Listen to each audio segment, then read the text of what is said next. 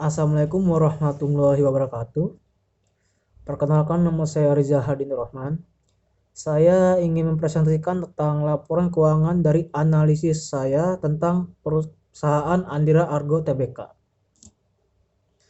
Ya, company profile dari PT Andira Argo Tbk ialah perseroan yang didirikan pada tanggal 28 April 1995 yang merupakan suatu perusahaan terbatas di Indonesia yang berfokus pada perkebunan kelapa sawit. Kegiatan usaha utama perseroan yaitu penanaman tanaman kelapa sawit, pemanenan dan pengolahan TBS yang menghasilkan CPO serta PAM Kornel PK. Kebun dan fasilitas pengolahan TBS perseroan berada di Kabupaten Banyuasin, Provinsi Sumatera Selatan. Ya, ini manajemen dari perusahaan PT Andira Argo Tbk.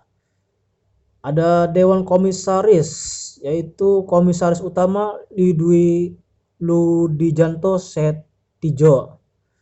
Lalu komisarisnya Ane Patrisa Sutanto. Sedangkan direktur utamanya Francis Indarto dan direktur Khar Anwar. Dewan Komisaris Independen yaitu Andre Hardika TC Putra. Ya, ini laporan keuangan dari PT Andira Argo Tbk. Bisa dilihat di sini ada laporan keuangan atau posisi laporan keuangan 1 dan kedua.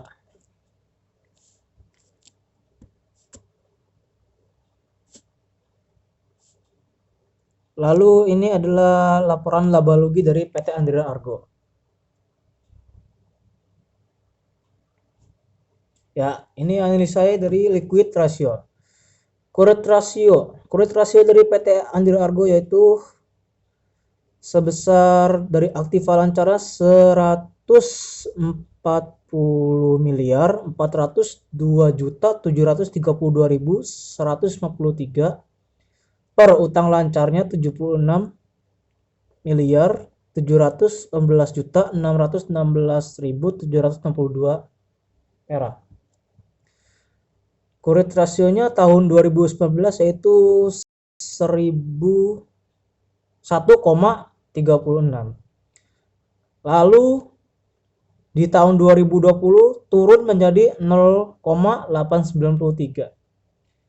Quick ratio dari PT Andira Argo yaitu aktiva lancar dikurangi persediaan per utang lancar. Aktiva lancar di tahun 2019 yaitu sebesar 140 miliar 402.732.193 dikurangi persediaan yaitu 6 miliar 640.034.823 per utang lancar yaitu 76 miliar 718.616.762 sebesar 0,22. Di tahun 2020 mengalami kenaikan sebesar 0,66 atau selisih dari 2019 dengan 2020 itu sebesar 0,44 mengalami kenaikan quick ratio.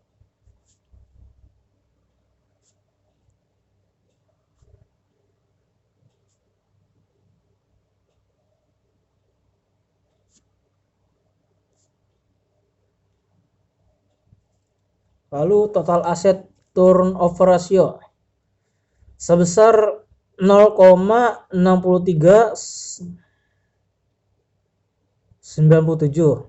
Lalu di tahun 2020 mengalami keturunan 0,5429. Jadi selisih dari 2019 dengan 2020 mengalami keturunan sebesar 0,09.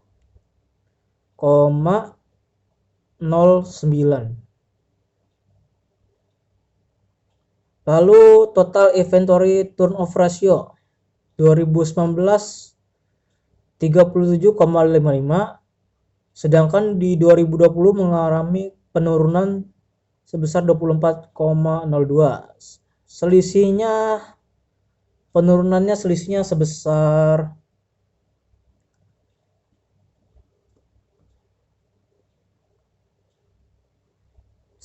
13. Lalu Harvard Collection Period di tahun 2009 sebesar 9,07.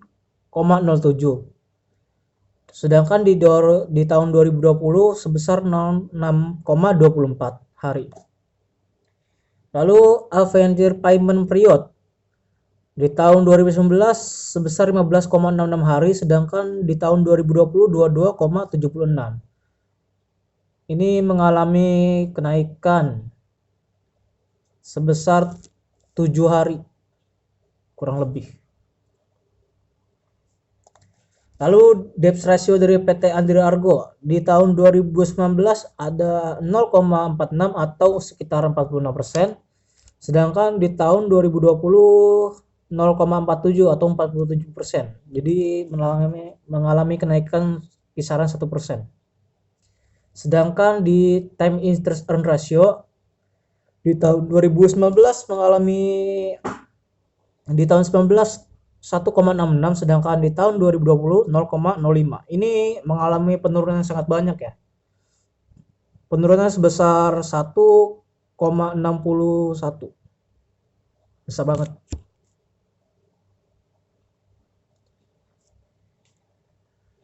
Profitability ratio PT Andira Argo di tahun 2019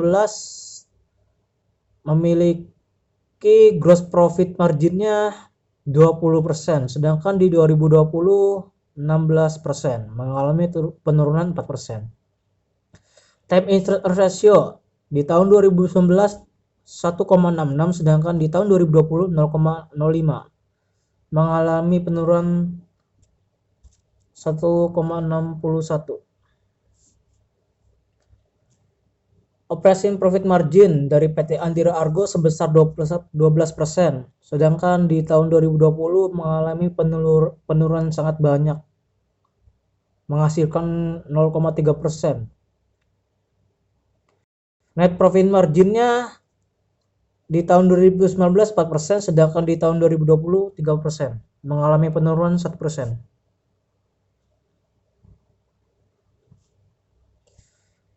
Return on asset di tahun 2019 PT Andira Argo memiliki return on assetnya 2,5%, sedangkan di 2020 memiliki 2,1%, mengalami penurunan 0,4%. Lalu return on equity-nya di tahun 2019 4,8%, sedangkan di tahun 2020-nya 4%, mengalami penurunan 0,8%. Ya, kesimpulan dari analisa saya, PT Andira Argo Tbk Perseroan yang didirikan pada tanggal 20 April, yang merupakan suatu perusahaan terbatas di Indonesia yang berfokus pada perkebunan kelapa sawit. Kegiatan usaha utama perseroan yaitu menanam tanaman kelapa sawit. Sedangkan berdasarkan analisa saya di sebelumnya, menurut saya mengenai untuk investasi atau tidaknya di PT Andira Argo kurang cukup bagus untuk tahun ini, karena kita sudah melihat banyak mengalami penurunan dibanding kenaikan, sedangkan penurunannya itu sangat jauh ya dibanding kenaikannya yang ada. Contohnya seperti net marginnya di masa 2019 sampai 2020 sebesar 11,7% dan net marginnya sebesar 1%. Akan tetapi bukan berarti di tahun berikutnya 2022 atau setelah 2020 itu yaitu 2021, bukan berarti kita tidak bisa berinvestasi, karena ini hanya untuk tahun 2020. Siapa tahu di tahun 2021 dan 2022 mengalami kenaikan. Sekian dari presentasi saya, kurang lebihnya mohon maaf. Wassalamualaikum warahmatullahi wabarakatuh.